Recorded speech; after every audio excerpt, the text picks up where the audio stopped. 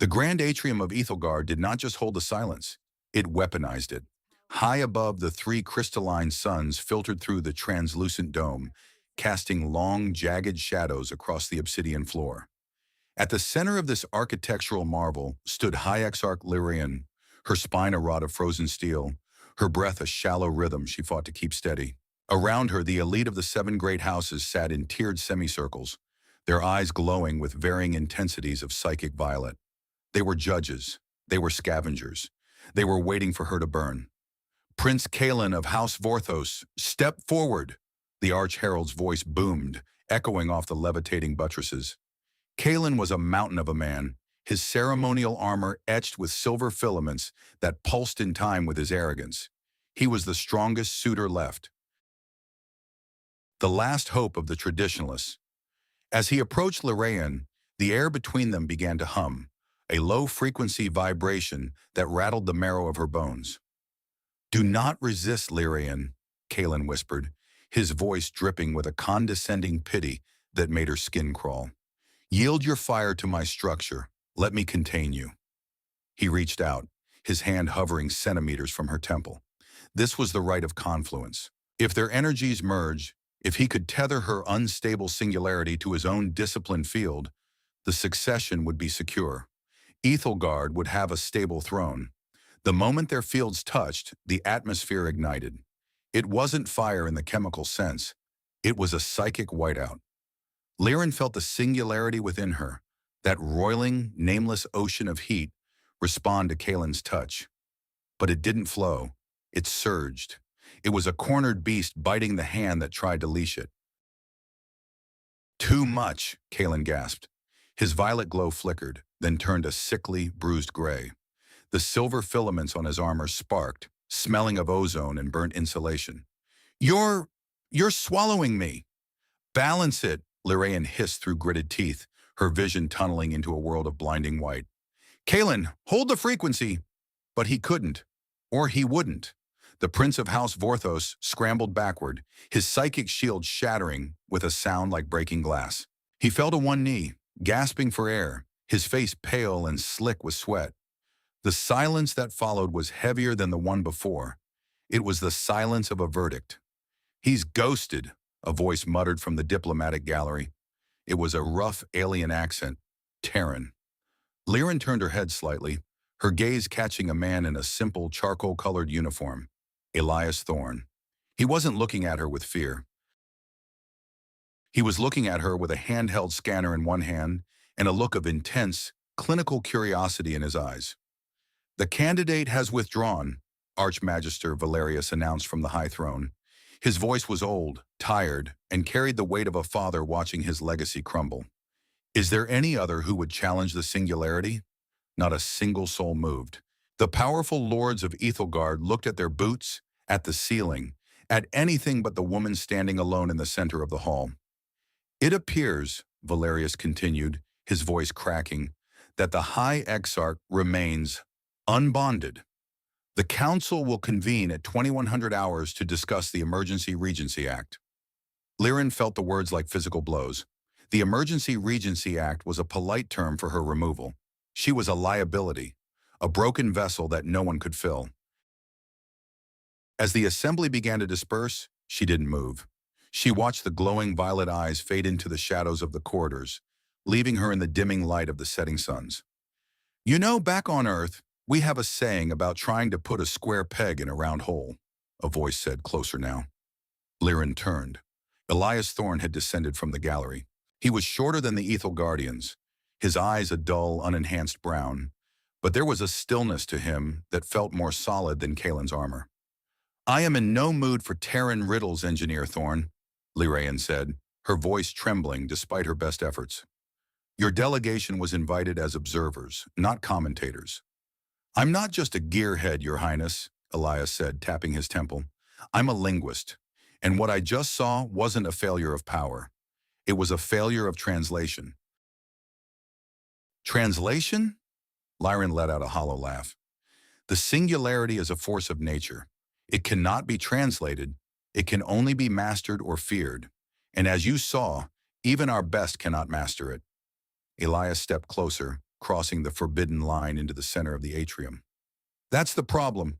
They're trying to master it like it's a dog on a leash. They're trying to dominate the output. But your energy, it's not an output, it's a dialogue. He held up his scanner. On the small screen, two wave patterns were displayed.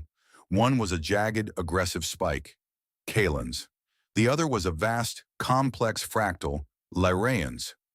"He was shouting at you, Lyraen," Elias said, his voice dropping to a serious, grounded tone. "And you were just trying to answer.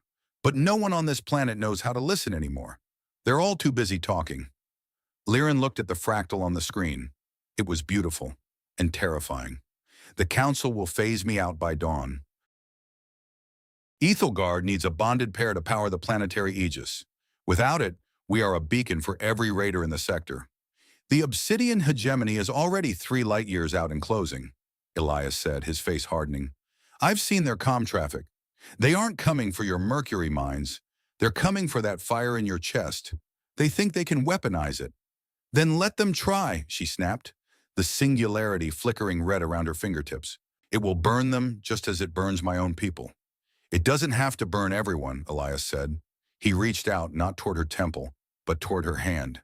He didn't touch her, but the gesture was an invitation, not a command. "Maybe you just need someone who isn't afraid of a little heat, someone whose ego isn't tied to being the dominant frequency." "You are a human," she whispered. "The feedback would turn your nervous system to ash in 5 seconds." "I've survived a solar flare in a cargo hall with a busted heat shield." Elias shrugged, a small, lopsided grin appearing on his face. "I'm a tough nut to crack. Besides, if I'm right about the translation, it won't be ash. It'll be something else entirely." Before she could respond, a distant rumble shook the atrium. It wasn't thunder. It was the synchronized exit of ships from hyperspace. "They're early," Elias muttered, checking a device on his wrist. "The hegemony just dropped a dozen picket ships in the outer rim. We're officially snafu, Your Highness." "Snafu?" Military slang. Means things just got very, very complicated. Elias looked up at the dome. "The Council is going to panic. They're going to try to trade you away to save their own hides. We need to move. Now." "Move where?" "To the archives. The deep ones. The ones your master lords haven't sanitized yet. If we're going to rewrite this prophecy, we need the original source code." Lyraen looked at the human. He was a small, fragile thing in a universe of giants and psychics. Yet, in this moment of total abandonment, he was the only thing that felt like an anchor. "Lead the way, engineer," she said, her voice regaining its Exarch authority. "But if you die, don't say I didn't warn you." "Solid copy, ma'am," Elias replied, already turning toward the service elevators. "I've always wanted to go out doing something stupidly heroic anyway." The lower levels of the Aethelgard archives were a graveyard of forgotten thought. Here the air was thick with the scent of ancient dust and the faint electric hum of stasis fields that had been running for 3,000 years. The levitating towers above were built on the foundations of these catacombs, but the lords of the current era rarely ventured this deep. History was messy, and they preferred the polished, simplified versions taught in the upper academies. Elias Thorne moved through the stacks with a frantic but methodical energy. He had 3 different drones hovering around him, their blue scanners painting the dark aisles in a surreal, digital light. 10,000 years of record-keeping, and you guys still haven't moved to a unified cloud system," Elias grumbled, pulling a crystalline cylinder from a shelf. "It's all fragmented, hardwired into different eras. It's a nightmare to index." Lyraen walked behind him, her own light, the soft, flickering glow of her singularity, providing more illumination than his drones. She felt out of place here. Aethelgardians were taught that the past was a ladder they had climbed to reach their current perfection. Looking back was seen as a sign of stagnation. "My people believe the truth is always the most recent version," she said, her fingers brushing over a dusty terminal. "Why do you seek the old ghosts, Elias?" "Because ghosts don't lie as much as the living do," Elias replied without looking up. He slid the cylinder into a portable reader. A holographic image bloomed in the air, a series of complex ether scripts that pulsed with a slow, rhythmic light. "Look at this. This is the standard prophecy of the bond as taught in your schools." He tapped a button, and another hologram appeared beside it. This one was jagged, missing pieces, like a puzzle that had been chewed on by time. And this, he pointed to the jagged one, is a fragment I pulled from a deep crust probe a year ago. It's the same text, but the syntax is different. In your version, the verb used for the male partner is thalmor, which means to stabilize or to govern. But in the old script, the word is sin-eth. I am unfamiliar with that term, Lyraen admitted.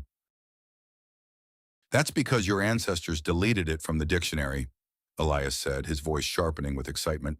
It's a linguistic fossil. It doesn't mean to govern. It means to resonate alongside. It's a lateral relationship, not a vertical one. Lyraen frowned, trying to grasp the concept. But a bond must have a focus, a center. If no one governs the energy, it dissipates. It becomes chaos. Only if you think chaos is a bad thing, Elias countered. He stopped and turned to face her, his brown eyes reflecting her white light. Humans have been dealing with chaos for our entire history. We don't have psychic shields or fancy energy fields. We just have each other. We survive because we're messy. We adapt. We don't try to stabilize the storm. We learn to sail in it. A massive shudder rocked the archives. Dust fell from the ceiling, and several stasis fields flickered and died. The orbital bombardment has started, Lyraen said, her voice tight. She could feel the vibrations through the singularity. The planet was screaming. The inner shield is holding, but it won't last without a bonded source. My father. He will have to make a choice soon. He'll choose to hand you over, Lyraen, Elias said quietly. He's a leader first and a father second. He thinks he's saving his people by giving the hegemony what they want. He wouldn't, she whispered, though she knew the truth in his words. The hegemony doesn't want peace. They want a battery, Elias said, returning to the reader. They've been hunting singularity bloodlines across 5 sectors. They find a girl like you, they put her in a jar, and they use her to power their planet killers until she burns out. I've seen the aftermath of their peace on a dozen worlds. It's cold, it's quiet, and everyone is dead. He suddenly froze, his eyes widening as the drones finished a deep scan of the cylinder. Wait, I found it. The missing sequence. He projected a large image onto the wall of the archive. It wasn't just text. It was a diagram, a map of 2 nervous systems overlapping. One was the complex, high-energy Aethelgardian structure. The other was simpler, robust, carbon-based. This isn't a Zithnan male in the diagram, Lyraen said, stepping closer. The bone density is different. The neural pathways are inefficient. They aren't inefficient, Elias corrected, a strange pride in his voice. They're redundant. This is a human Lyraen, or something very close to it from 10,000 years ago. The prophecy wasn't just about your people. It was about a cross-species resonance. That is impossible, Lyraen breathed. We were told we were the first, the pinnacle. Propaganda is a hell of a drug, Elias muttered. The reason your suitors keep failing isn't because they're weak. It's because they're too similar to you. They try to match your frequency with their own psychic power. It's like 2 high-powered lasers hitting each other. They just create a blind spot. But me? I don't have a frequency. I'm just white noise. He looked at his hands, which were shaking slightly. My biology can't fight you. It can only absorb you. I'm the ground wire for your lightning bolt. Elias, you don't understand what you're saying, Lyraen said, her energy flaring in an instinctive warning. The last time a suitor tried to connect, he was a master warrior, and he almost flatlined in seconds. You are made of flesh and blood. You would be dead before the first sync. Maybe, Elias said, stepping toward her, but I've spent the last 5 years translating dead languages because I was looking for something worth saying. And right now, I think the only thing worth saying is, I won't leave you alone in that fire. The archive's communication array suddenly sputtered to life. A holographic projection of Archmagister Valerius appeared, his face etched with a grief that looked like aged stone. Lyraen, he said, his voice distorted by interference. The hegemony has reached the upper atmosphere. They have offered a ceasefire if you are delivered to their flagship by midnight. The council has voted. "Father, no!" Lyraen gasped. "I have no choice, my daughter," Valerius said, his eyes closing. "The shield will fail in 2 hours. Millions will die. I cannot trade a world for one life. I have sent a recovery team to your coordinates. Do not resist. It will only make the transition more painful." The projection vanished. "Time to go," Elias said, his voice flat and tactical. "We need to bug out before your father's recovery team shows up. If they catch us, they'll put you on a shuttle to the hegemony, and they'll probably put a bullet in my head just for being in the room." "Where can we go?" Lyraen asked, her world spinning. "The planet is surrounded. The palace is a trap." "The core," Elias said, pointing downward. "The primary resonance chamber is directly beneath us. It's the heart of the planetary shield. If we can get there, we can bypass the Council's control and trigger the bond ourselves." "It's suicide," she said, but she was already moving toward the emergency stairs.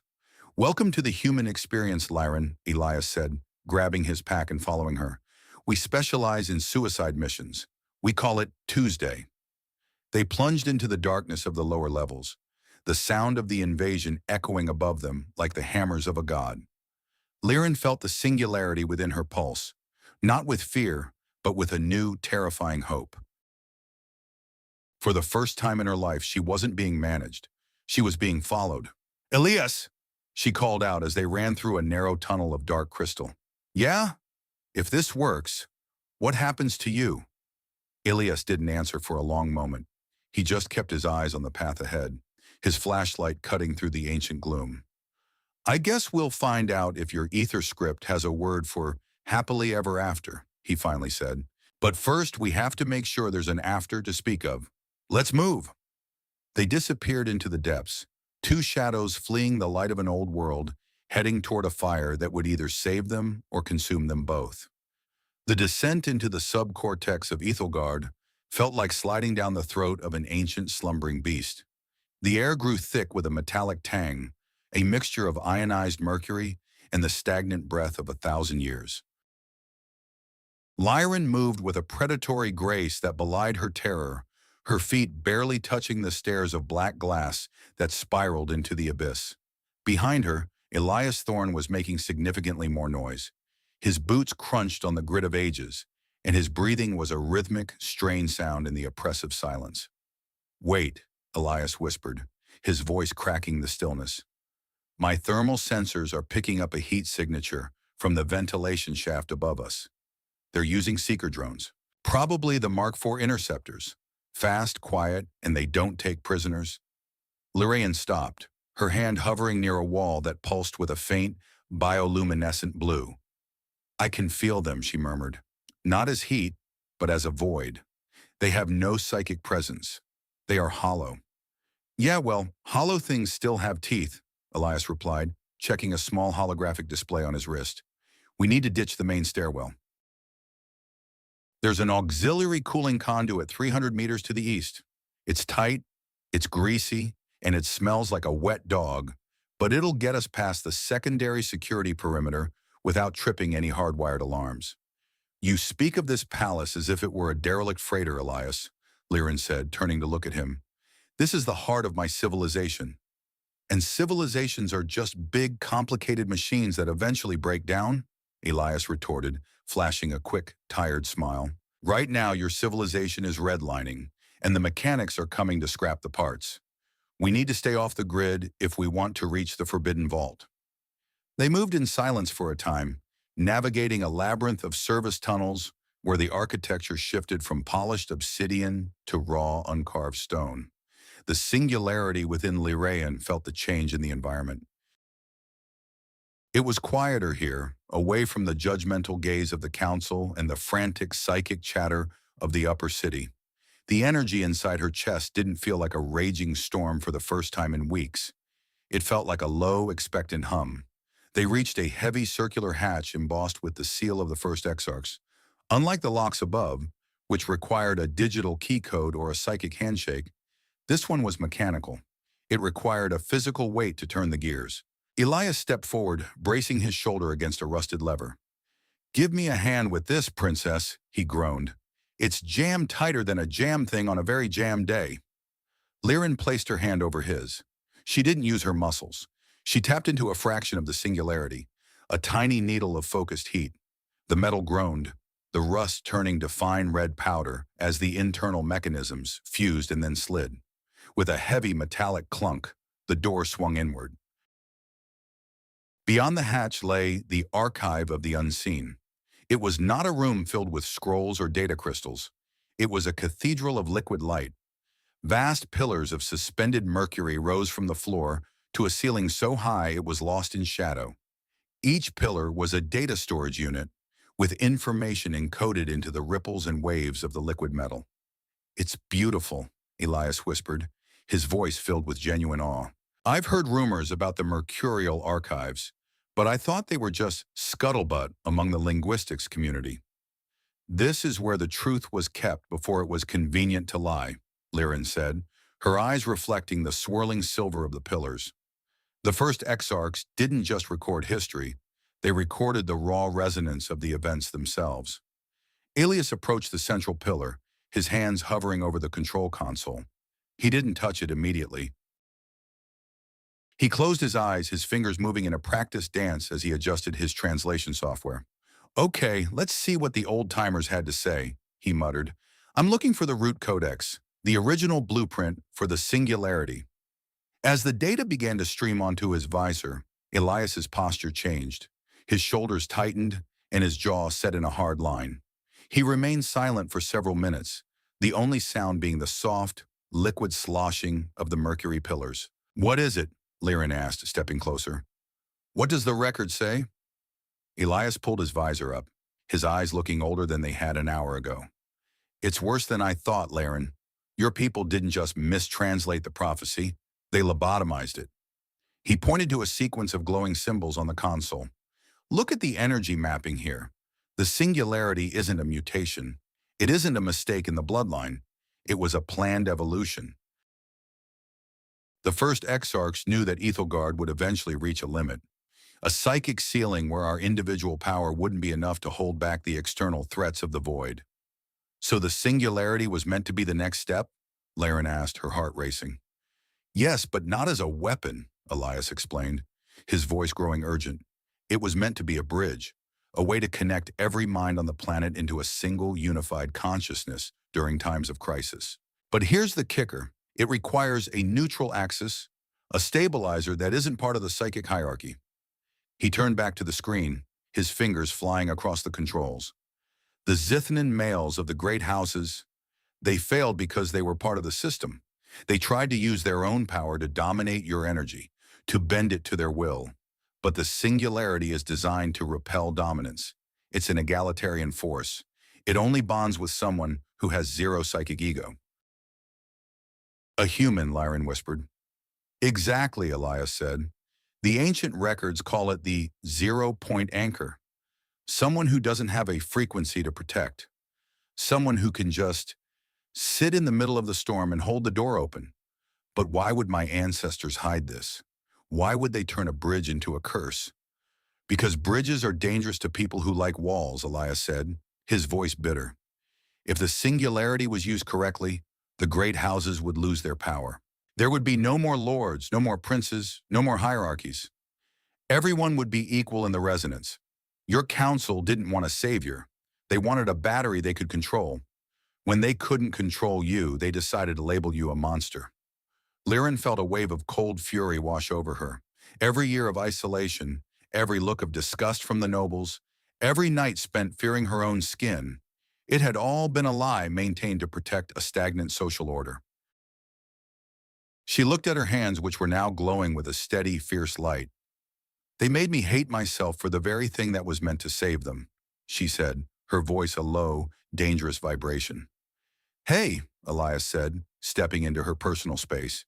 He didn't flinch as the air around her began to crackle with static. "Don't let their smallness define your magnitude. They saw a glitch because they couldn't handle the code. But I see the code, Lyraen. It's perfect. It's just lonely." Before she could respond, the floor beneath them buckled. A deep, resonant boom echoed through the mercury pillars, sending ripples of distortion through the archived data. "The recovery team?" Lyraen asked, her eyes snapping to the door. "No," Elias said, checking his wristcom. That was an orbital strike. The hegemony just breached the inner thermal shield. They aren't waiting for a surrender anymore.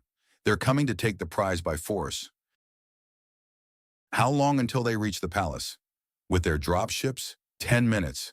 Maybe less if they don't care about collateral damage. Elias started packing his gear with frantic speed. We need to reach the resonance chamber. It's the only place where we can initiate the full planet sync. If we don't do it now, there won't be a planet left to save. Elias, if we do this, the shockwave will strip the great houses of their psychic status forever, Lyraen said, her hand on the door. Are you ready to be the man who broke a world? Princess, I've been breaking things my whole life, Elias said, his lopsided grin returning. I think it's about time I helped build something instead. Now let's get moving. We've got a date with destiny, and I hate being late. They burst out of the archive, the sound of the invasion now a deafening roar above them. The steel rain had begun. The sky above the capital city of Aethelgard was no longer silver. It was a bruised, bleeding purple, torn open by the atmospheric friction of 1,000 descending drop pods. To the citizens below, it looked like the stars themselves were falling. But these were stars made of blackened alloy and filled with the cold, mechanical soldiers of the obsidian hegemony. High-Exarch Lyraen and Elias Thorne reached the observation gallery of the mid-palace, a vast terrace of white marble that overlooked the burning city. From this height, the destruction was a silent, beautiful horror. Beams of dark energy cut through the floating towers, sending cascades of glass and mercury raining down into the streets. The civilian shelters won't hold against those void-eater cannons, Lyraen said, her voice tight with grief. She could feel the psychic screams of her people, 1,000 discordant frequencies crying out in terror as their world collapsed. Then we don't give them a chance to fire again, Elias said, his eyes focused on a massive command ship that was descending toward the palace like a hungry shark. My sensors are picking up a high concentration of psychic dampeners on that lead vessel. They're coming specifically for you, Lyraen. They want to cage the Singularity before the planet goes dark. A sudden flash of light erupted from the palace gates below. A squadron of palace guards, their violet armor glowing with desperate intensity, charged into the street to meet the first wave of hegemony drones. They fought with the bravery of a dying race, but the drones moved with a cold, algorithmic precision, picking them off one by one. They're dying for a lie, Lyraen whispered. They're dying to protect a council that has already betrayed them. Then let's give them something real to fight for, Elias urged, grabbing her arm. The resonance chamber is 2 levels down. If we can reach the focal point, we can turn the entire planetary crust into a shield. But we have to move, now. As they turned to leave the gallery, the air behind them shimmered. 3 figures stepped out of the shadows, their armor etched with the sigil of the Archmagister's personal guard. These were not the common soldiers dying in the streets. These were the enforcers, the psychic elite who carried out the Council's most secret orders. Halt, High-Exarch, the lead enforcer commanded, his voice a distorted rasp through his helmet. By order of the Council, you are to be detained for immediate transfer to the hegemony delegation. Lyraen stepped forward, the singularity within her chest flaring into a brilliant, blinding white. The Council has no authority over the truth, she said, her voice resonating with a power that made the marble beneath her feet crack. And the truth is that you are cowards. The enforcers didn't argue. They raised their hands, unleashing a synchronized blast of psychic kinetic energy. It was a hammer blow that should have sent Lyraen flying across the terrace. But it didn't. Elias stepped in front of her. He didn't have a shield. He didn't have a psychic field. He just stood there, his feet planted wide, his face a mask of grim determination. The kinetic wave hit him and vanished. It was as if the air around him had simply absorbed the impact, the energy dissipating into the ground like a lightning strike hitting a rod. What? The lead enforcer stammered, his violet glow wavering. He's a human. He has no resonance. That's the point, pal, Elias grunted, his knees buckling slightly from the physical pressure of the blow. I'm the white noise in your signal. You can't push what you can't hit. He pulled a small silver sphere from his belt, a Terran flash bang modified with ionized salt. Cover your eyes, princess, he shouted. The sphere exploded in a deafening burst of light and sound. The enforcers, whose psychic senses were tuned to the highest sensitivity, screamed as their neural pathways were overloaded by the sensory assault. They fell to the ground, clutching their helmets. "Nice one," Lyraen said, grabbing Elias's hand as they sprinted toward the service lift. "Just a little something from the Terran toy box," Elias panted. "But that was just the appetizer. The main course is going to be a lot harder to digest." They reached the lift, but as the doors slid open, they were met by a sight that stopped their hearts. Archmagister Valerius stood inside, his ceremonial robes torn, his face a map of absolute despair. He wasn't alone. He was holding a remote detonator, a device linked to the palace's primary energy core. "Father?" Lyraen whispered. "I cannot let you go with the human, Lyraen," Valerius said, his voice trembling. "If you reach the resonance chamber and trigger the sync, Aethelgard as we know it will cease to exist. Our traditions, our status, our history, it will all be washed away in your tide." "Tradition is just a fancy word for a cage, Father," Lyraen shouted, the light from her eyes illuminating the small space of the lift. "Look at what your traditions have brought us. The city is burning. Our people are being slaughtered. You would rather see us destroyed than see us equal?" "You don't understand the burden of leadership," Valerius cried, his thumb hovering over the detonator. "I have spent 40 years maintaining the balance. I will not be the one to let it collapse. If I cannot trade you for our survival, I will end the bloodline here. The hegemony will find nothing but cinders." "He's bluffing," Elias whispered to Lyraen. "He's too scared to pull that trigger." "No," Lyraen said, her voice filled with a sudden, profound pity. "He isn't scared of dying. He's scared of being ordinary." She stepped toward her father, the singularity softening from a jagged flame into a gentle, pulsating warmth. She didn't use force. She didn't try to overpower his mind. She simply opened herself. For the first time, she allowed her father to see the true nature of the power she carried. Not as a weapon, not as a curse, but as a vast, interconnected web of light that reached out to every living thing on the planet. "Look at it, Father," she murmured. "It's not a fire. It's a sunrise."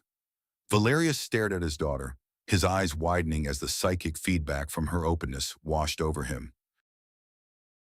He saw the potential she carried, the billions of minds waiting to be linked, the strength that came from unity, the beauty of a world where no one was alone. His hand began to shake.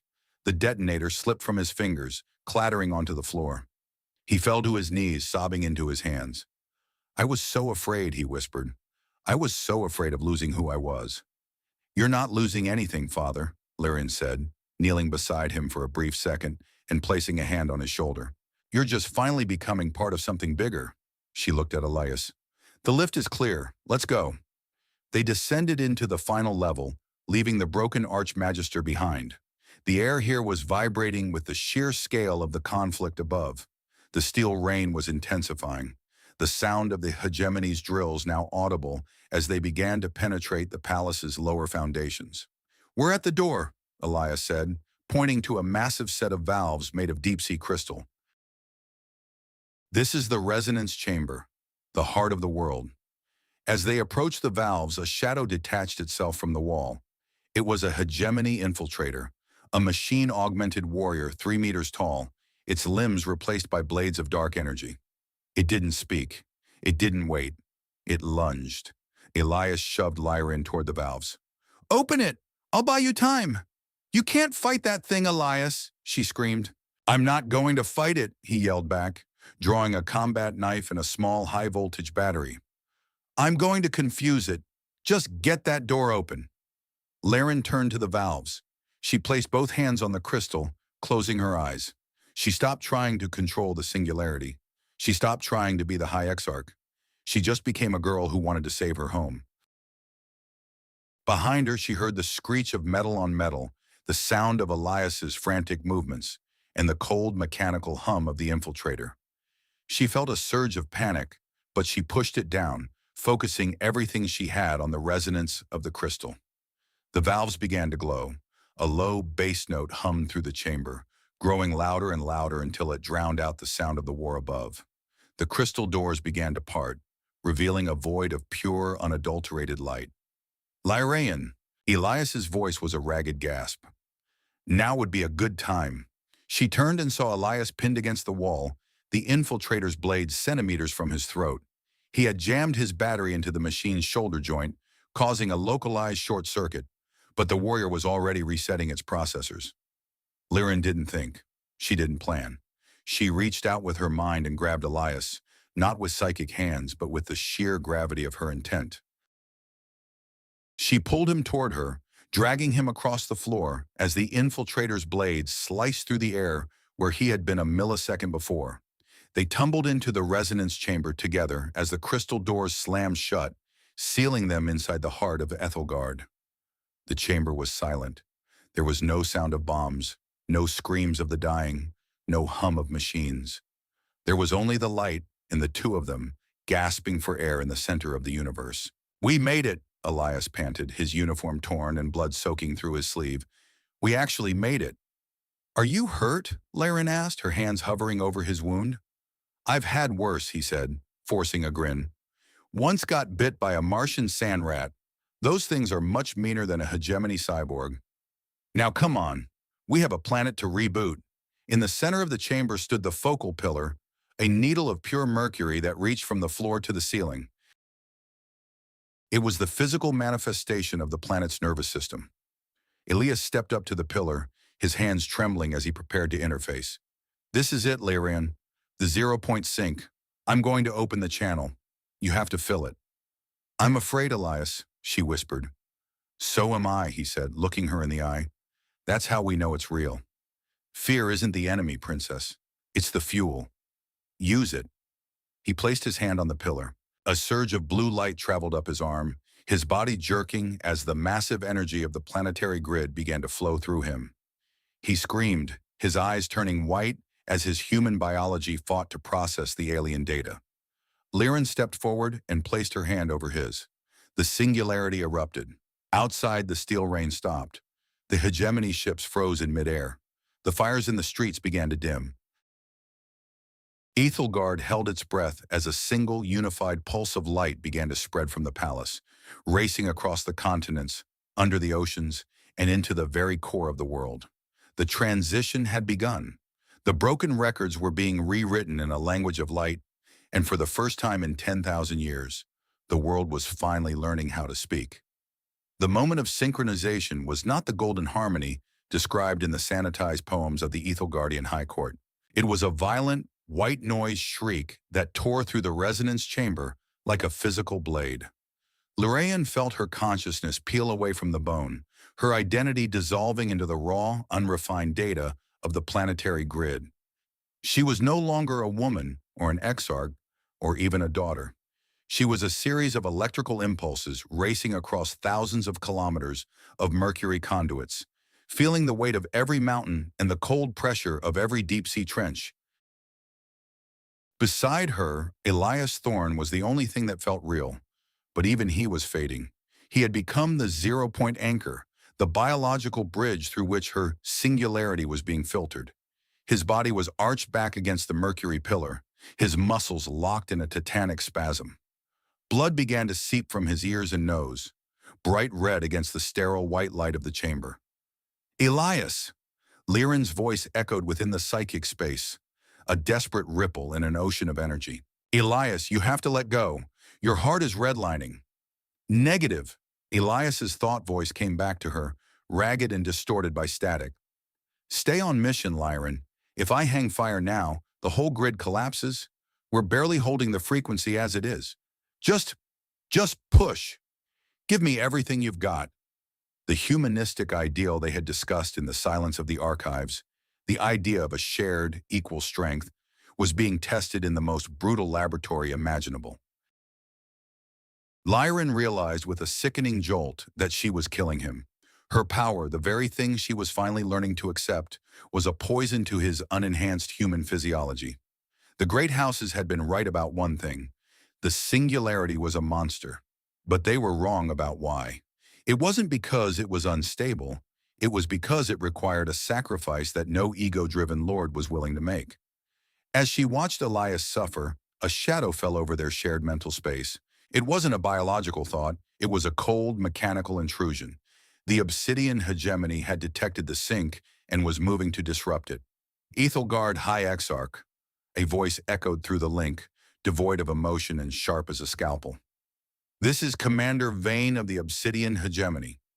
Your attempt at planetary resonance is a violation of the logic accord. You are causing irreparable damage to the psychic infrastructure we intend to harvest. Cease immediately, or we will initiate the glassing sequence. Lyraen felt a surge of cold fury. You talk about damage, she screamed back into the void. You are murdering my people. You are burning my city. A necessary reconfiguration, Vane replied. We do not destroy, we optimize. Your planet is an inefficient organism. We will prune the dead weight. Suddenly, three massive black structures, calamity spikes, slammed into the palace foundations directly above them. The shockwave was so powerful it cracked the crystalline floor of the resonance chamber. The mercury pillar began to leak, silver fluid pooling around Elias's boots. Lyraen! Elias's voice was a whisper now, barely audible over the roar of the planetary grid. My vitals are tanking. I've got maybe 2 minutes before I flatline. The spikes are injecting a logic virus into the subcortex. It's trying to rewrite the shield's core logic. It's trying to make the planet surrender itself. What do I do? Lyraen cried, her energy flickering as fear began to cloud her focus. I can't fight a virus and hold the shield at the same time. You don't fight it, Elias panted, his hand trembling as he gripped her fingers. You forgive it. Forgive it. Elias, it's a machine. No, he countered, a sudden, strange clarity in his eyes despite the pain. It's a choice. The hegemony thinks everything is logic. They think strength is a zero-sum game. If you try to outmuscle them, you're just playing their game. But if you let the virus in, but don't let it change who you are, it has nothing to latch on to. Lyraen looked at the man she was killing, and for the first time, she saw the true cost of her heritage. For 24 years, she had been told that her value was in her power, her bloodline, her ability to stand above others. But Elias, this fragile, bleeding human, was showing her a different path. He was showing her that real power wasn't about holding a wall, it was about being a window. She closed her eyes and did the one thing she had been trained her entire life never to do. She surrendered, not to the hegemony and not to the council. She surrendered her ego. She opened the gates of the singularity and let the logic virus flood in. She let the cold, mechanical commands of the obsidian hegemony wash over her identity. Terminate, reconfigure, harvest, optimize. The words were like acid, eating away at her memories of her father, her pride in the silver moon, her fear of the dark. But beneath those things, there was something the virus couldn't touch, a small, stubborn ember of human-like warmth that Elias had planted there. It was the memory of a lopsided grin, the smell of ancient dust in a library, the feeling of a hand that didn't want to dominate, but only to hold. The virus searched for a hierarchy to subvert. It searched for a king to topple or a god to corrupt, but it found only two people, standing side by side in the dark, refusing to be more or less than each other. The calamity spikes above the palace began to glow a frantic, angry red. They were overheating. The logic they were injecting was being neutralized by a lack of resistance. It was like trying to punch the wind. Elias, she whispered, it's working. The pressure, it's lifting. I told you, he gasped, his head lolling forward. White noise, the best defense in the galaxy. But the victory was short-lived. A section of the ceiling collapsed, and through the dust, a squad of hegemony harvesters descended on grav discs.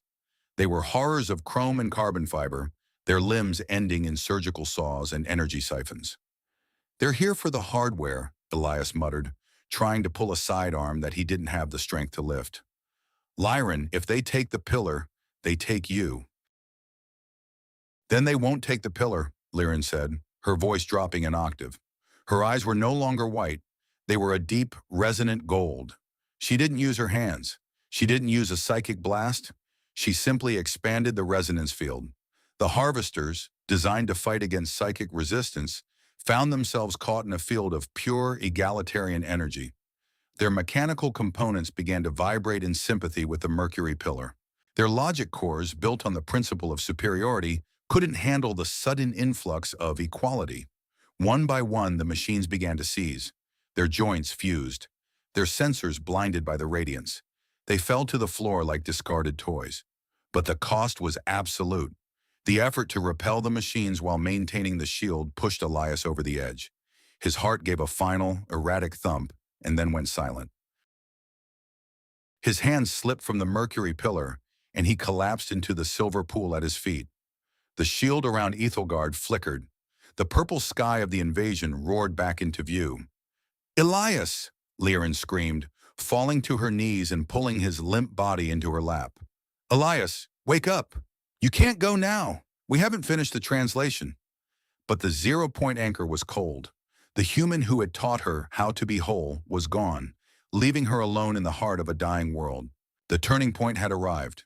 Lyraen had a choice. She could let the shield fall and burn the world in her grief, or she could find a way to be both the fire and the anchor herself.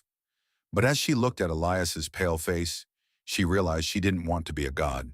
She just wanted to be a woman who had a friend.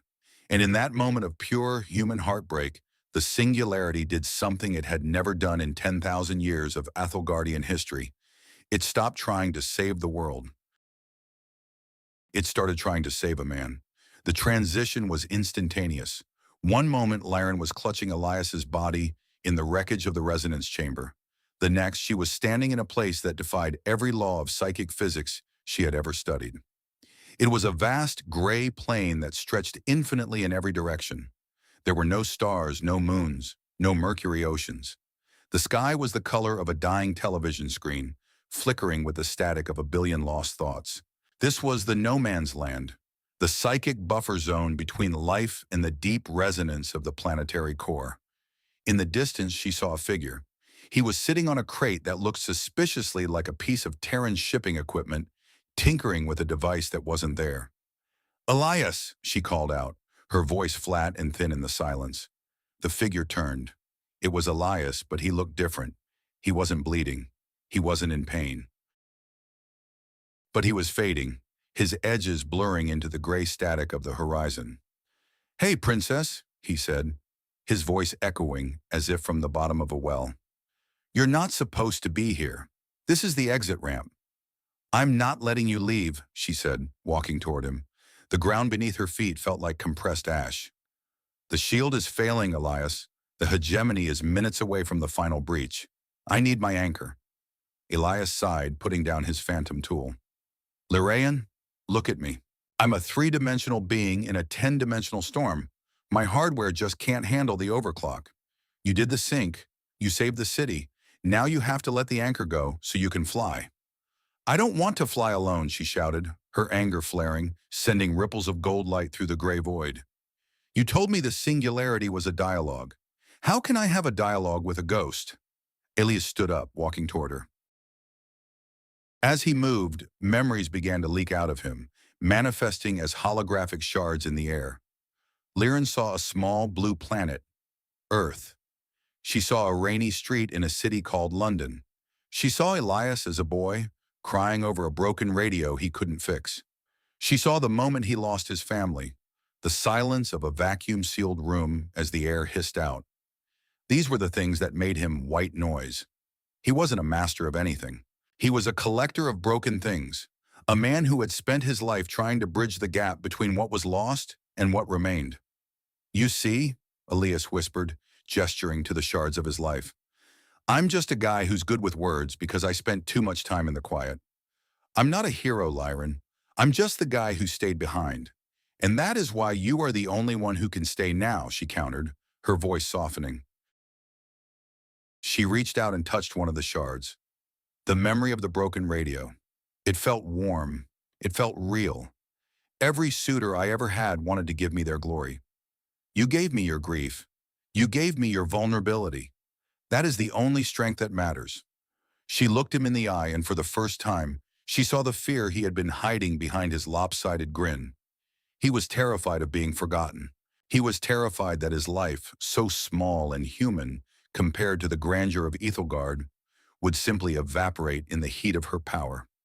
"I won't let you be white noise anymore, Elias," she said. "I'm going to make you the signal." "What are you doing?" he asked, stepping back as the gold light from her eyes began to fill the no man's land.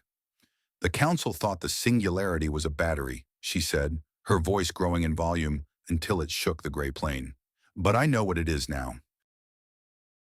It's a loom, and I'm going to weave you back into the world." She didn't try to stabilize him. She didn't try to govern his life signs. Instead, she performed the ultimate act of humanistic defiance. She shared her mortality with him. She took the vast, infinite energy of the Singularity and tethered it to the rhythm of his human heart. She made her power finite, fragile, and precious. The gray plane began to dissolve. The static sky turned into a roaring vortex of silver and gold. "Wait!" Elias shouted, his image flickering violently. "If you do this, you won't be an exarch anymore. You won't be a god. You'll just be like me." "I know," she laughed, the sound pure and bright for the first time in her life. "Isn't it wonderful?" Back in the resonance chamber, the air exploded with a shockwave of such intensity that the remaining hegemony harvesters were vaporized instantly. The mercury pillar didn't just glow, it sang. A single, perfect note that resonated through every stone of the palace and every drop of the mercury ocean. Elias's chest surged as air rushed back into his lungs. He coughed, spitting out a mouthful of metallic-tasting fluid, his eyes snapping open. He looked up and saw Lyraen leaning over him. She looked exhausted. Her royal circlet was gone, her hair was a mess of tangles, and the brilliant white glow of her skin had faded to a healthy, sun-kissed tan. Did we win?" he wheezed, his voice sounding incredibly small in the vast chamber. "The shield is holding," she said, helping him sit up. "The hegemony ships are being pushed back by the resonance. But we haven't won yet. We've just changed the rules of the game." Elias looked at his hands. They were steady. He felt a warmth in his chest that wasn't his own, a slow, rhythmic pulse that matched the beating of his heart. He looked at Lyraen and saw the same pulse in the hollow of her throat. "You tethered yourself to me," he whispered, his eyes wide with realization. "You gave up the infinite for 70 or 80 years of human life?"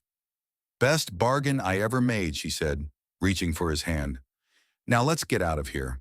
My father's probably having a heart attack, and I have a feeling the council is going to have a lot of questions about why they can't feel their psychic bonuses anymore." They stood up together, two people made of flesh and bone and stubborn hope, and began to walk toward the exit. But as they reached the doors, the ground groaned. A final calamity spike, larger than the others, pierced the floor of the chamber, blocking their path. From the top of the spike, a holographic projection of Commander Vane appeared. He didn't look optimized anymore. He looked angry. "You have committed an act of supreme inefficiency, High-Exarch," the machine voice hissed. "You have diluted the most powerful energy source in the quadrant with the filth of a primitive biology. If we cannot harvest you, we will ensure that nothing remains of this world to be studied." "The glassing sequence has been initiated," Vane continued. "In 30 minutes, the orbital array will fire. Aethelgard will become a sphere of molten slag. Your unity will be your tomb." The projection vanished, and the spike began to hum with a lethal, building energy. "Well," Elias said, leaning heavily on Lyraen's shoulder, "that's a bit of a buzzkill." "Can we stop it?" she asked, looking up at the ceiling. Elias looked at the spike, then at his wristcom, then back at the girl who had given up immortality for him. His eyes sharpened, that old linguistic engineer focus returning.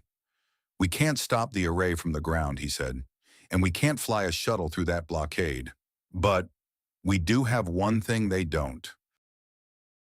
"What?" "A world that's finally listening," Elias said, a slow, dangerous grin spreading across his face. "Lyraen, you just turned the whole planet into a giant antenna. If we can get to the primary broadcast tower, we don't need to fight their ships. We just need to tell them to go home in a language they can't ignore." "The language of the no man's land?" she asked. "The language of being human," Elias corrected. "It's loud, it's messy, and it's really, really annoying to machines."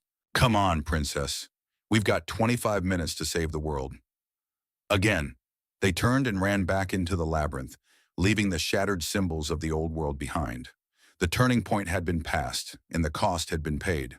Now, all that remained was the struggle, the beautiful, desperate struggle to prove that a window was stronger than a wall. The service lift groaned as it ascended, the sound of grinding metal a harsh counterpoint to the rhythmic thrumming of the shared heartbeat, now pulsing between Lyraen and Elias. Every few seconds, a massive tremor shook the palace, a reminder that the obsidian hegemony was not merely attacking a city, they were attempting to delete a world. Lyraen leaned against the vibrating wall, her breath coming in short, sharp gasps. For the first time in her 24 years, her skin felt thin. The air in the shaft was cold, biting at her exposed shoulders, and a long, jagged scrape on her thigh from the earlier struggle was beginning to throb with a dull, insistent heat. It was fascinating and terrifying. This was what it meant to be anchored. This was the vulnerability that Elias had lived with every second of his existence. "You're shaking," Elias said, his voice low. He reached out and steadied her, his hand warm and solid against her arm. "Welcome to the world of the fragile, princess. It's a bit of a shock to the system, isn't it?" "It is. Intense," Lyraen admitted, her eyes meeting his. "I can feel the world not as a map of energy, but as a physical weight. The pain isn't just a data point anymore. It's a warning." "That's the secret," Elias said, his thumb brushing against her sleeve. "Pain tells you you're still in the fight.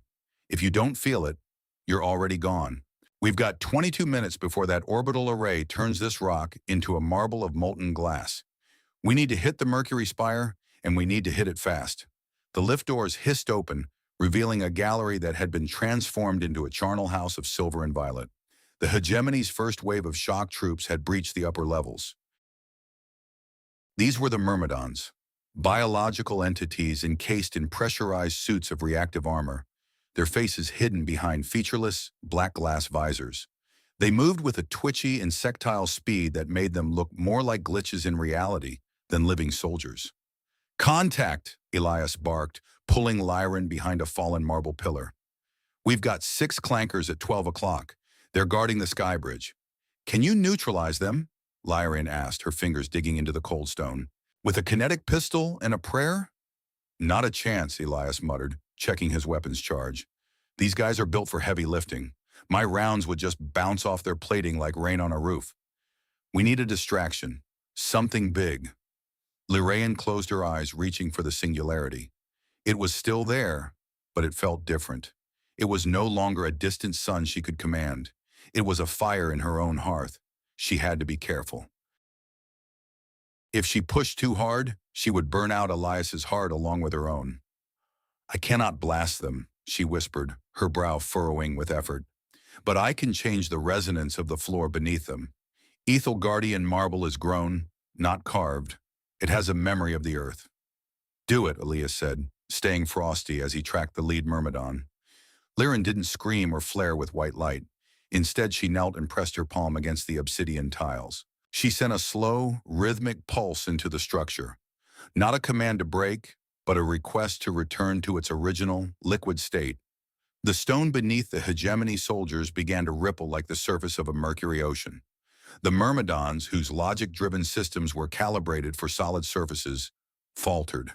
Their heavy boots sank into the liquefying marble, their stabilizers shrieking in a high-pitched electronic whine. "Now!" Lyraen shouted. Elias didn't wait. He vaulted over the pillar, firing a series of ionized pulses not at the soldiers, but at the structural supports of the sky bridge. The bridge didn't collapse. It groaned and shifted, the sudden movement throwing the trapped Myrmidons off balance. "Let's move!" Elias yelled, grabbing Lyraen's hand as they sprinted across the shifting floor. "They're going to be back on their feet in 30 seconds. We need to be through those doors before they reboot." They scrambled across the sky bridge, the wind howling through the shattered glass of the gallery. Below them, the city of Aethelgard was a sea of violet flames. The 3 silver moons were obscured by a thick, oily smoke that smelled of burning ozone and history. As they reached the far side of the bridge, a figure emerged from the rubble of the grand stairway. It was Prince Kalen. His ceremonial armor was shattered, one of his shoulder plates missing, and his left arm hung limply at his side. His violet eyes, once so full of arrogance, were now wide with a frantic, animalistic fear. "Lyraen!" he gasped, his voice a broken shell of its former self. "You... you're alive?" "The council said you were lost. They said the human had killed you." "The human saved me, Kaelin," Lyraen said, her voice steady despite her exhaustion. "The council lied to you. They lied to all of us." Kaelin looked at Elias, then back at Lyraen. He saw the glow in her throat, the way she was leaning on the foreigner for support. A flicker of his old pride returned, a pathetic, dying ember. He's tainted you. You look like a peasant. You look weak." "I feel everything, Kaelin," she replied, stepping toward him. "And that is why I am stronger than you will ever be. You are hiding behind a shield that is already broken. I am standing in the open, and I am still here." A massive explosion nearby sent a shower of debris raining down on them. Kaelin flinched, his psychic shield flickering and then vanishing entirely. He fell to his knees, clutching his head. The weight of the planetary screams, the ones Lyraen had learned to filter through Elias, were hitting Kaelin with full force. Without his training and his status, he was nothing but a frightened child in a thunderstorm. "Help me," he whispered, his eyes pleading. I can't hear myself anymore. Everything is so loud." Elias stepped forward, his face grim. "We don't have time for this, Lyraen. The clock is ticking." "We cannot leave him," she said, her heart aching at the sight of the broken prince. "If we are to build a new world, we cannot build it on the bodies of those who were too blind to see the change." She knelt beside Kaelin, placing her hand on his forehead. She didn't try to heal him. She simply shared a fraction of the white noise. She showed him how to find the silence between the screams, the same way Elias had shown her. "Breathe, Kaelin," she murmured. "Don't fight the sound. Let it wash through you. You are more than your power." Kaelin's breathing slowed. The frantic light in his eyes dimmed, replaced by a stunned, fragile clarity. He looked at Lyraen as if seeing her for the first time. You gave it up. You gave up the throne for this?" "I gave up a cage for a home," she said, standing up and pulling him to his feet. "Now, if you want to survive, you will help us reach the Mercury Spire. You know the security overrides better than anyone." Kaelin looked at Elias, a look of profound confusion on his face. Then he nodded slowly. "The service tunnels," he rasped. "They're shielded against thermal scans. I can get you to the base of the spire, but the elevators are dead. You'll have to climb." "It's better than being glassed," Elias said, checking his wrist comm. 18 minutes. Let's get a move on before the hegemony decides to turn the heat up." They dove into the service tunnels, a trio of survivors moving through the dark veins of a dying world. Kaelin led them with a stumbling, desperate energy, his knowledge of the palace's secrets proving invaluable. They bypassed 2 more Myrmidon patrols and a series of automated turrets that Kaelin disabled with a few frantic commands. As they reached the base of the Mercury Spire, a needle of pure, translucent crystal that rose 500 meters into the stormy sky, Kaelin stopped. "I can't go any further," he said, leaning against the wall. "My resonance is too damaged. The spire will reject me." "You did enough, Kaelin," Lyraen said, touching his shoulder. "Go to the lower shelters. Tell them the High-Exarch is still fighting. Tell them to hold on." Kaelin looked at her, a strange, sad smile touching his lips. "They won't believe me," he said, "but I'll tell them anyway. Good luck, Lyraen. And... human." Elias looked back, his hand on the spire's entrance. "Yeah? Don't let her fall," Kaelin said. "I've got her," Elias replied. "Solid copy." They entered the spire, the air inside vibrating with the buildup of the planetary energy. The Mercury Spire was the most powerful transmitter on Aethelgard, designed to broadcast the Exarch's will to the farthest reaches of the system. Now it was being used as a lens for the hegemony's glassing beam. "We have to get to the apex," Elias said, looking up at the spiraling staircase that seemed to vanish into the light. "My lungs are going to hate me for this." "Then let's not give them time to complain," Lyraen said, her eyes fixed on the summit. As they began the climb, the humanistic theme of their journey, The idea that strength was found in the shared burden, not the solitary command, became a physical reality. Elias's human lungs were straining, but his resolve was a steel cable that pulled Lyraen forward. Lyraen's energy was flagging, but her connection to the world gave Elias the hope he needed to keep his legs moving. They were a closed circuit of resilience, two broken things making a whole. 10 minutes, Elias gasped as they reached the halfway point. I can see the orbital array on the monitors. It's at 90% charge. The sky is starting to ionize. We are almost there, Lyraen encouraged him, though her own legs felt like lead. Can you feel it, Elias? The heartbeat? It's louder here. Yeah, Elias whispered, a bead of sweat stinging his eye. It's loud. It's the loudest thing I've ever heard. It is beautiful. They reached the final platform, a circular disk of glass open to the raging heavens. In the center of the platform stood the primary broadcast console, a complex array of floating crystals and mercury pools. But they were not alone. Standing at the console was Counselor Malachar, the head of the war ministry and a longtime rival of Lyraen's father. He was covered in a shimmer of dark, artificial psychic energy, his eyes glowing with a sickly neon violet. He was manually overriding the spire's safety protocols. Malachar! Lyraen shouted over the roar of the wind. Stop this! You are going to destroy us all. On the contrary, High-Exarch, Malachar said, his voice amplified by the spire's resonance. I am going to save the elite. I have made a deal with Commander Vane. Aethelgard will be glassed, yes, but the great houses will be transported to the hegemony's core worlds. We will be their administrators. We will be the masters of a new order. You would trade the lives of billions for a seat at a table of machines? Elias spat, his hand hovering over his pistol. That's low, even for a politician. The masses are expendable, Malachar sneered, his gaze flicking to the human. They are inefficient.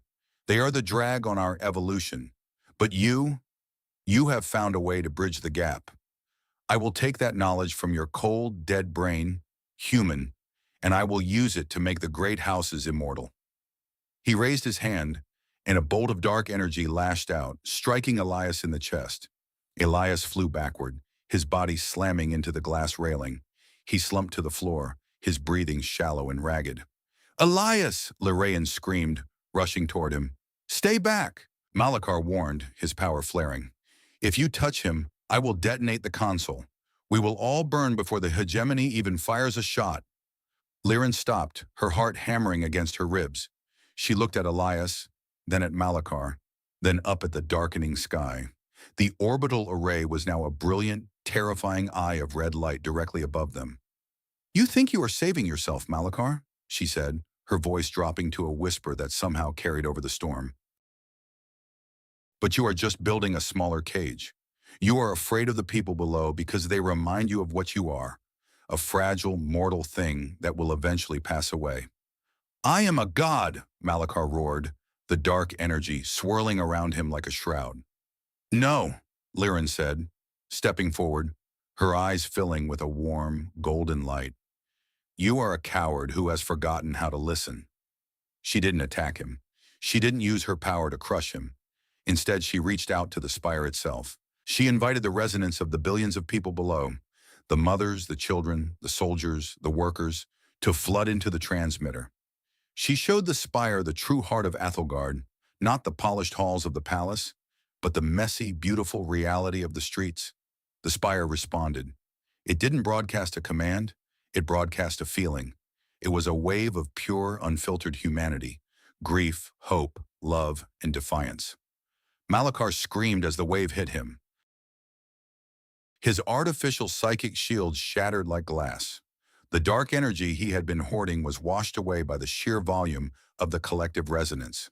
He fell to his knees, his eyes turning dull and gray as his mind was overwhelmed by the magnitude of the connection. He couldn't handle the equality. He couldn't handle being just one voice in a billion. He collapsed, his mind retreating into a catatonic state of shock. Lyraen rushed to the console, her fingers flying over the crystals. 5 minutes. She looked at the display. The hegemony's command codes were encrypted, a wall of cold logic that she couldn't breach. Elias, she cried, pulling him toward the console. I can't stop the array. It's locked in a logic loop. Elias coughed, a thin trail of blood running down his chin. He looked at the screen, his eyes blurring. I can't hack it, Lyraen. It's too complex. My brain it's mush. Then don't hack it, she said, taking his hand and placing it on the mercury pool. Translate it. Tell them what we found in the archives. Tell them that the singularity is not a weapon. Tell them it's a choice. Elias looked at her, a look of profound understanding passing between them. He closed his eyes and through the link, he sent a single clear message to the hegemony fleet. He didn't use a code. He didn't use a threat. He used the white noise. He showed them the no man's land. He showed them the beauty of a broken radio. He showed them the warmth of a hand that didn't want to dominate. He showed them that the most efficient thing in the universe wasn't a machine. It was a heart that chose to stay. Above the planet, the orbital array reached 100%. The red eye flared, ready to release its payload of fire. And then it stopped. The light didn't fade. It simply shifted. The red glow turned to a soft, pulsating gold. The logic loop of the hegemony's command structure had encountered a paradox it couldn't solve. The idea that the prize they were hunting was no longer a prize, but a partner. The array powered down. The sky over Aethelgard began to clear, the oily smoke being swept away by a sudden cool breeze. We did it, Elias whispered, his head falling onto Lyraen's shoulder. We actually did it. Lyraen held him, her tears falling onto his torn uniform. Yes, we did, she said. We showed them the world. But as she looked out over the city, she saw that the battle was far from over. The hegemony was retreating, but the city was still in ruins. The great houses were broken, and the people were confused and afraid. The transition had begun, but it was a painful, messy birth. She looked at her hand, which was still clasped in Elias's. They were both scarred, both exhausted, and both entirely, beautifully mortal. Let's go home, Elias, she said. Where's that? He asked, his eyes closing. Wherever we decide to build it, she replied. The morning after the sky didn't fall was the quietest morning in the history of Aethelgard. The 3 silver moons had set, replaced by the pale amber light of the primary sun, which rose over a landscape of jagged glass and cooling obsidian. The fires had been extinguished, but the smoke still clung to the low-lying valleys, a lingering ghost of the invasion. Lyraen sat on the steps of the Mercury Spire, her hand wrapped in a clean, white bandage. Beside her, Elias was sleeping, his head resting on his pack, his chest rising and falling in a slow, steady rhythm. He looked small against the backdrop of the ruined palace, a speck of dust in the gears of a galactic engine. And yet, he was the reason the gears had stopped grinding. A shadow fell across the stairs. It was Archmagister Valerius. He looked older than he had 24 hours ago, his robes dusty and his eyes sunken. He was no longer the ruler of a world. He was a man who had lost his way and was trying to find his daughter. Lyraen, he said, his voice a dry rasp. Father, she replied, not looking up. The hegemony fleet has retreated beyond the Kuiper Belt, Valerius said, sitting heavily on the step below her. They sent a transmission before they jumped. It was unusual. They spoke of a resonance of intent that rendered their tactical models obsolete. They don't understand what happened, Lyraen. Neither do I. We told them the truth, Father, she said, her voice soft but firm. We showed them that we are not a resource to be harvested. We are a people who have chosen to be equal. Equal? Valerius repeated the word as if it were a foreign concept. The great houses are in chaos. Their psychic abilities have been halved. They feel hollow. They are blaming you for the theft of their birthright. It wasn't a birthright, Lyraen said, finally looking at him. It was a barrier. It was a wall that kept us from seeing the people we were supposed to lead. Do they feel hollow? Good. That hollowness is the space where empathy can finally grow. Valerius looked at Elias. And the human? What becomes of him? The council wants him deported. They say he is a contagion. He is my anchor, Lyraen said, her eyes flashing with a remnant of the gold light. If he goes, I go. And if I go, the planetary shield goes with me. The hegemony didn't leave because they were afraid of our power, Father. They left because they were intrigued by our unity. If we return to the old ways, they will be back. And next time, there won't be a human to save us. Valerius was silent for a long time, watching the sun climb higher into the sky. He looked at the ruins of the city, at the smoke rising from the shelters, and then at the daughter he had tried to cage in a prophecy. I have spent my entire life trying to protect the fire, he whispered. I never realized that the fire was meant to be shared, not guarded. He stood up, his movements slow and pained.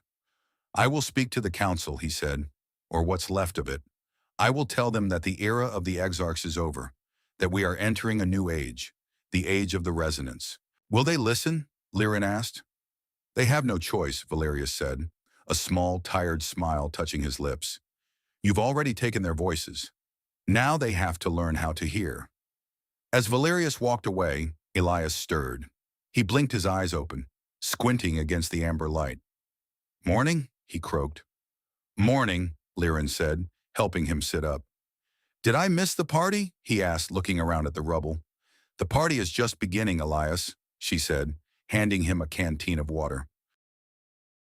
My father is going to tell the council that we are changing everything. No more high houses, no more psychic hierarchies, just people. Elias took a long drink, then wiped his mouth with the back of his hand. That's going to be a cluster muck, he said. People don't like being told they're the same as everyone else, especially when they used to be the ones on top. It will be difficult, Lyraen agreed. There will be anger. There will be resistance. We have broken a world, Elias. Yeah, well, like I told you, Elias said, leaning his head against her shoulder. Sometimes you have to break the machine to see how it's supposed to work. It's going to be a long road, Lyraen. We're going to be knee-deep in paperwork and diplomatic bickering for the next 50 years. Only 50? She teased, a small laugh escaping her. If we're lucky, he grinned. They sat there for a while longer, watching the city wake up. It wasn't the city it had been. It was scarred, broken, and beautiful in its imperfection. For the first time, Lyraen didn't feel the weight of the crown on her head. She felt the weight of the world in her heart, and it was a weight she was happy to carry. She looked at her scraped knee, at the dirt under her fingernails, and at the man who had shown her that her flaws were not a curse, but the very things that made her real. I used to think that being the High-Exarch meant being perfect, she said. I thought that if I showed any weakness, the world would fall apart. And now, Elias asked. And now I know that the world only stays together because we are weak enough to need each other, she said. That's some heavy-duty philosophy for 6 in the morning, Princess, Elias said, his voice warm with affection. But I think you're onto something. A group of children emerged from a nearby shelter, their eyes wide as they looked at the ruins of the palace. They saw Lyraen and Elias sitting on the stairs and stopped, unsure whether to bow or run. Lyraen stood up. She didn't use her resonance to call to them.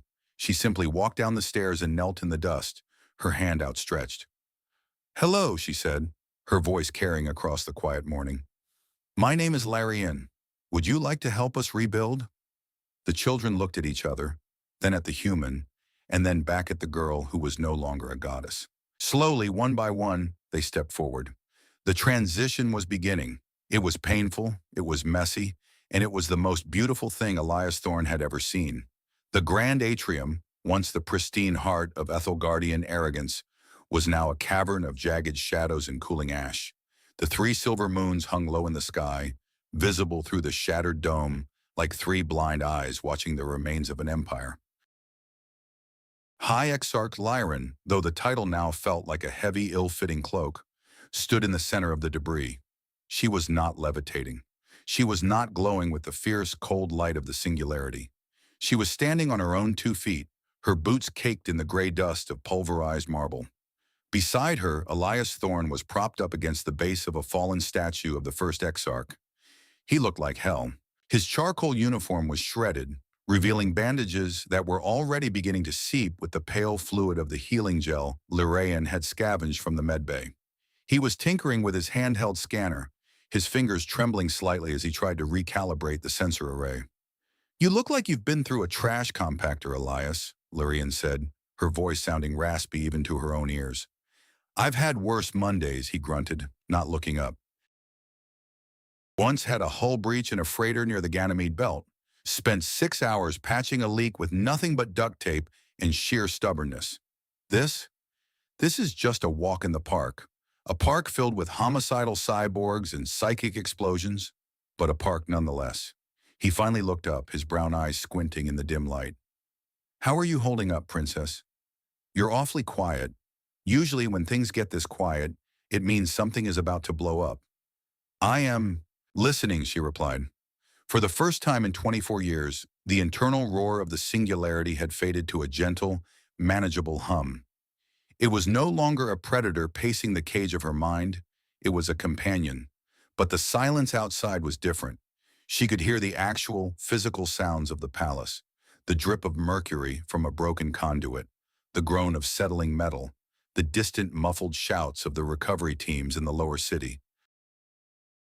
"The council is gathering in the secondary theater," she said, her gaze turning toward the darkened corridors. "My father says they are terrified. They feel diminished." "They're ghosted," Elias said, using the slang for those whose psychic connections had been severed or dampened. "They spent their whole lives thinking they were the main characters of the universe because they could move things with their minds. Now they have to use their hands like the rest of us. It's a bitter pill to swallow when you've been eating caviar your whole life." "It isn't just the power," Lyraen said, walking toward the edge of the dome's shadow. "It's the identity. If they are not the elite, who are they?" "They're people, Lyraen, just people. And that's a lot harder to be than a god." A soft shuffling sound echoed from the entrance of the atrium. Prince Kalen stepped into the light. He was no longer wearing his ceremonial armor. He had found a simple gray tunic from the servants' quarters. His missing shoulder plate had been replaced by a crude sling for his arm. He looked at Lyraen, and for the first time, there was no calculation in his eyes, only a profound, haunting exhaustion. "The people are asking for you," Kalen said, his voice barely a whisper. "They are standing at the palace gates, thousands of them. They aren't shouting for the council.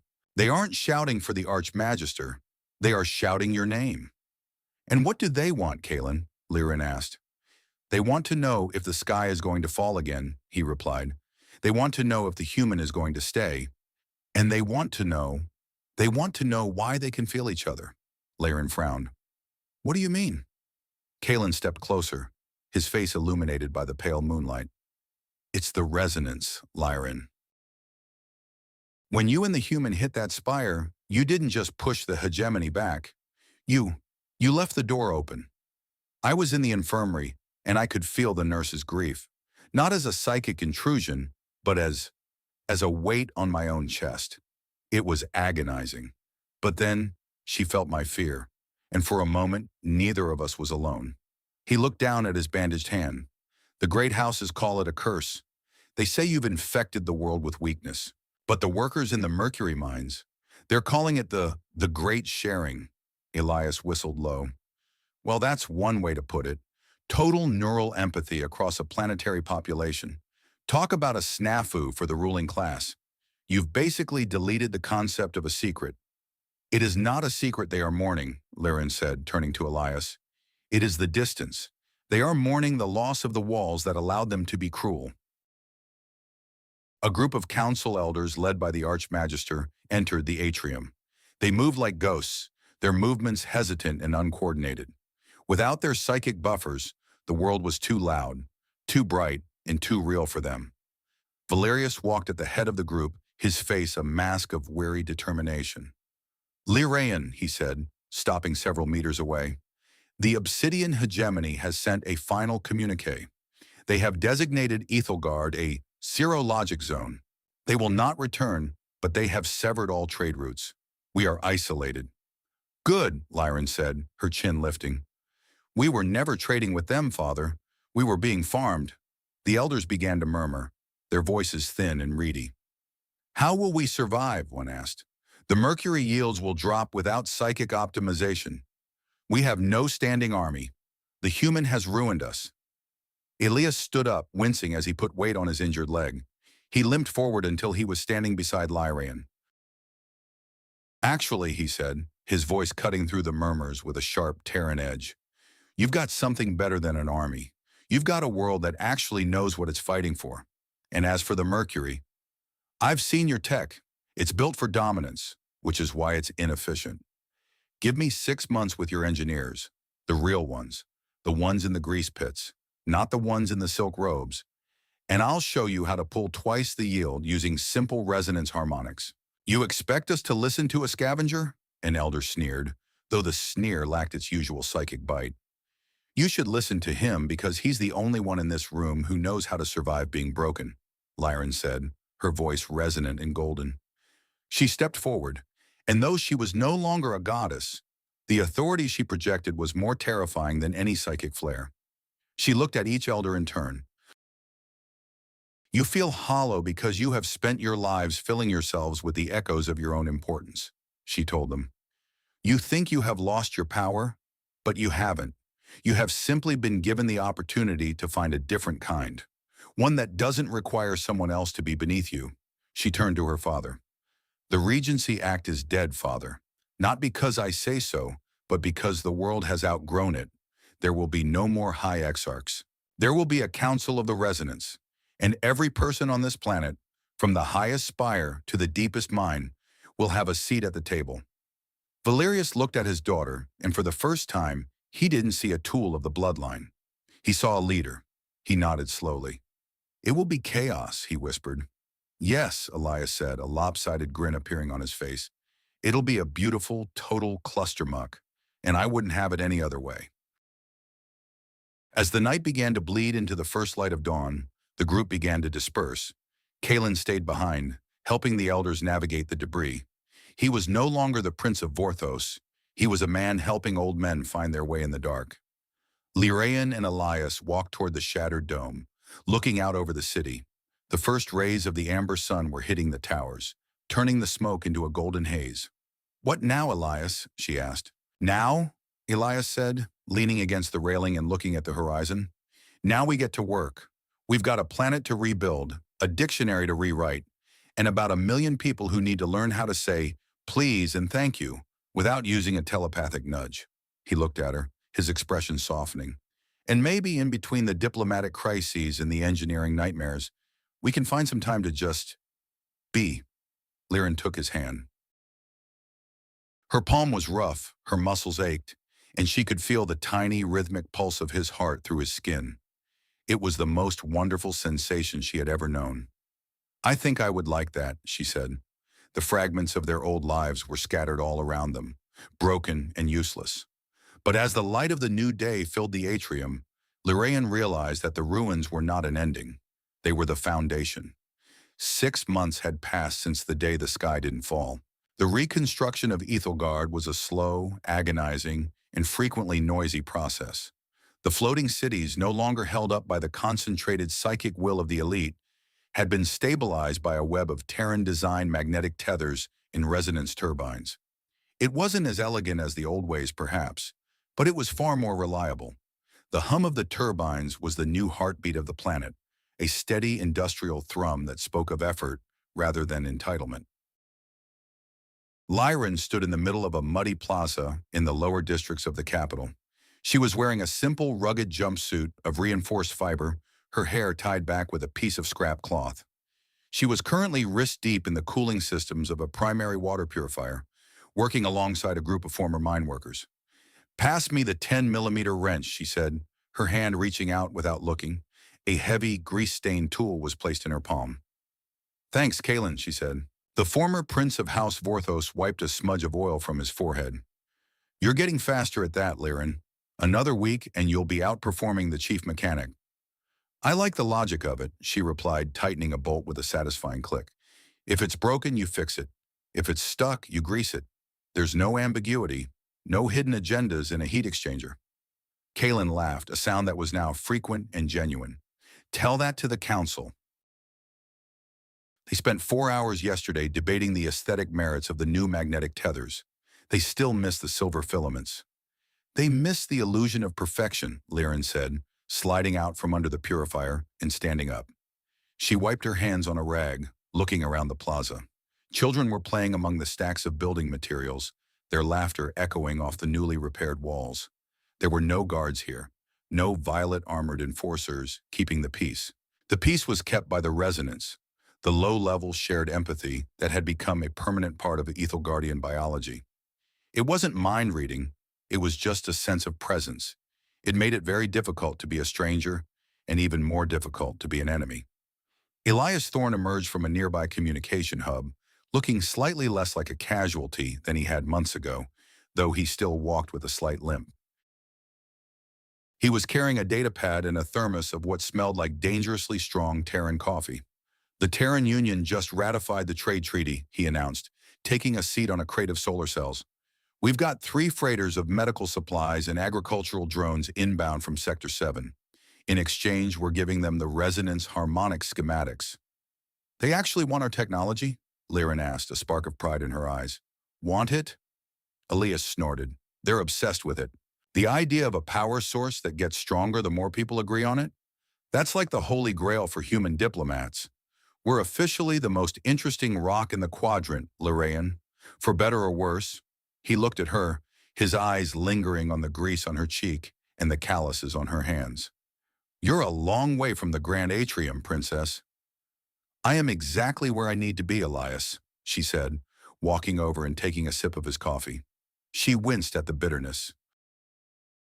This is still terrible. How do you drink this? It builds character, he grinned. Later that evening, as the 3 moons rose over the city, Lyraen and Elias walked through the palace gardens. The gardens were no longer the manicured, silent places of her youth. They were overgrown, filled with local flora that had been suppressed for centuries and open to anyone who wanted to walk through them. They reached the observation balcony where Lyraen had once stood alone, contemplating her own curse. The view was different now. The city wasn't a silver monument. It was a patchwork of light and shadow, of old stone and new steel. It was a living thing, breathing in the cool night air. Lyraen leaned against the railing, the metal cool against her palms.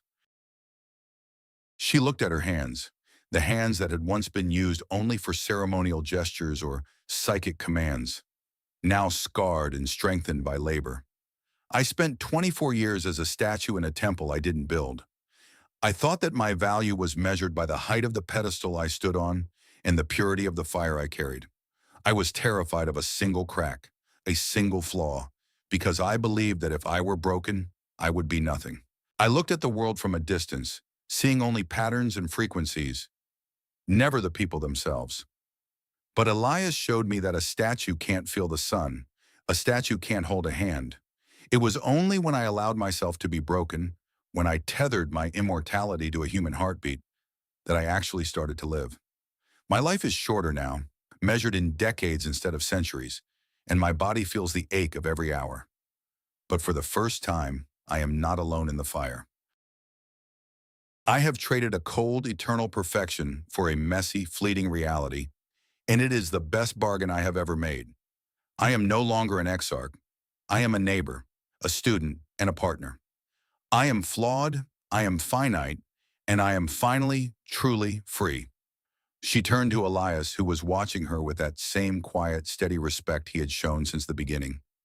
Elias, she said softly, do you remember when you asked if there was a word in ether script for happily ever after? Yeah, he said. I think I was being a bit of a romantic. I found it, she said. In the deepest layers of the Mercury spire. It's a very old word. It hasn't been used in 5,000 years. What is it? Resonara, she whispered. It doesn't mean a perfect ending. It means to continue the song together. Elias smiled, reaching out and pulling her close. I like that one. It's got a good beat. As they stood together under the silver moons, Lyraen looked out at the lights of the city. She felt the resonance of her world, a billion tiny heartbeats, each one unique, each one flawed, all of them connected in a vast, silent chorus. She realized then that the prophecy had never been about a single hero or a single bond. It was about the moment a civilization stops trying to be perfect and starts trying to be kind. I wonder, she thought, looking at the distant stars where other civilizations were undoubtedly fighting their own wars of dominance. I spent so much of my life hiding my broken power, thinking it made me a monster, only to find out it was the only bridge that could save us. We all carry something we think makes us less, a scar, a failure, a fear that we are fundamentally wrong compared to everyone else. But what if those broken places aren't the end of your story? What if your flaws are actually the only part of you that can truly connect with someone else? If you had the choice between being a perfect, solitary god and a broken, connected human, which would you have the courage to choose? Lyraen reached down and picked up a small, jagged piece of obsidian from the balcony floor, a remnant of the old palace. She didn't throw it away. She placed it in her pocket, a reminder of the beauty in the break. She took Elias's hand, and together they walked back into the light of the living world. The dawn was coming, and they had work to do.